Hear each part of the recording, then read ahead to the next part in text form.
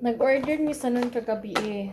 Human, abi na ako, mabot siya tomorrow pa. Kay April 28. Nag-order ni kagabi eh. Naabot siya og mga alas 12 sa gabi pod. Nag-order mig mga 10 plus. Naabot siya og 12:30 plus.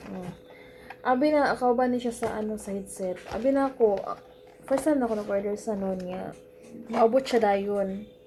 Kaya abi na ako nga pa, pagka-ugma pa ba.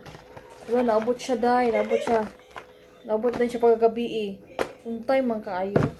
First time dyan ako, no. Tinanawag ang katong rider nga nag-deliver na daw siya. Ko, ha?